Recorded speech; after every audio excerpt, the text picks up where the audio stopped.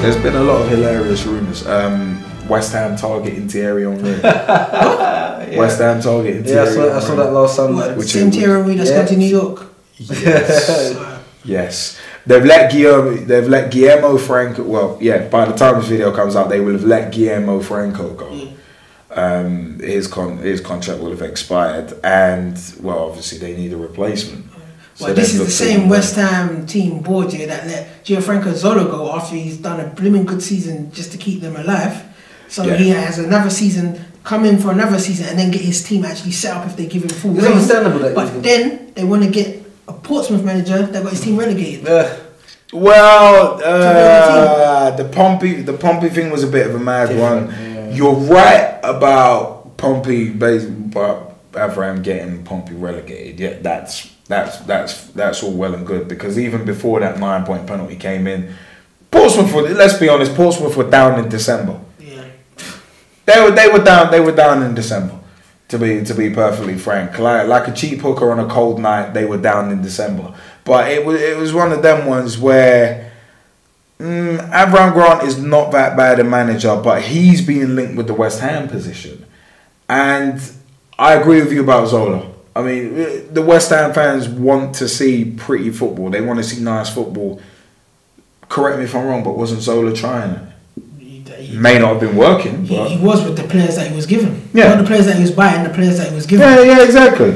I just feel that from West Ham's, the board would have looked at this season and just said, look, we love you as a guy, you're a lovely bloke, but this is a business, we've got a football club, you know, we can't be staving off relegation every season. You know, we got relegated a few years back. We don't want to get back there again. We appreciate your efforts, but we need to find someone who can take us away from this into pastures new, if you like. I like West Ham. I'm glad they stayed up. No, same here. Yeah, same. No, same here. Yeah, at the end of the day, there's no room for sentiment in football. Sometimes, you know, you just it's true. You just gotta go for it. Well, it's again there is, but there isn't. Don't want to be a hypocrite, but as I say, you can be the nicest guy in the world, but if you can't do a job, you can't take the club forward, then what can they do? How far can Zola have taken them? What would he have done next season? What would have been the target? You stayed up this year, so what was you going to do next year? Yeah, good point. Established mid-table. Exactly what I'm saying. But West Ham, we used to be on the cusp of the top 10, from what I can remember. They've slid, but they're up, and we'll be up to par next season. So hopefully we'll be up at Blackpool Tower as well. So we're going to be at Upton Park with Thierry Henry. Once again, rumour has it that there's going to be a change in the rules next season, whereby if you bring someone down in the box.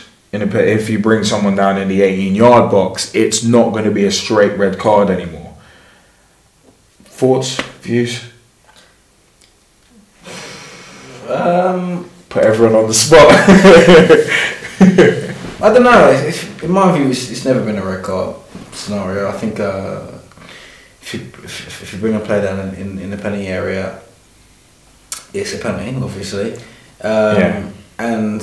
More often than not, it is a yellow card. If you're the last man, then you're clearly denying a goal scoring opportunity. And we're talking about the player running toward the goal with an opportunity of scoring. Then you're looking at straight red card, in my view. Yeah.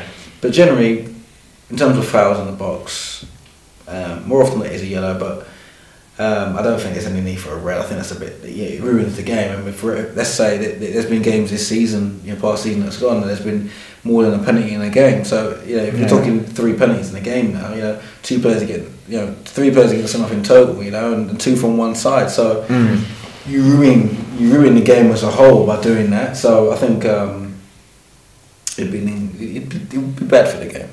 Yeah, pulling someone's shirt back or just accidentally clipping their heels and you're getting sent off for it. It's a bit excessive at times.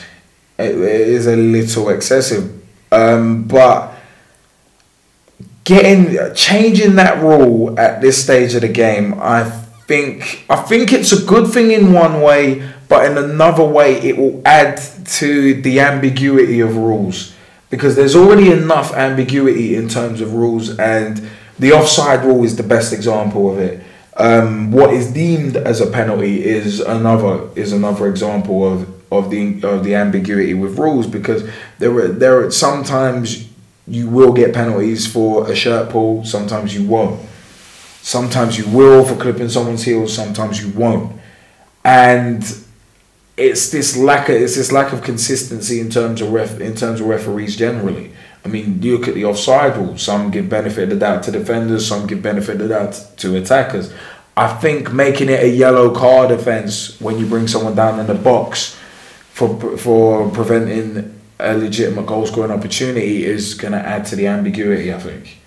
So I don't know if I agree with them potentially getting rid of it. It's only a rumour. It's only a rumour at this point, but I think I agree. Let's see what happens with that. But yeah, I like the game to flow. Yeah, the referee and judge generally need to improve.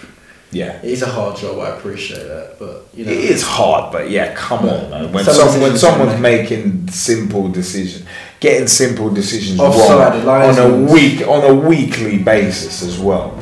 Some of them are clear.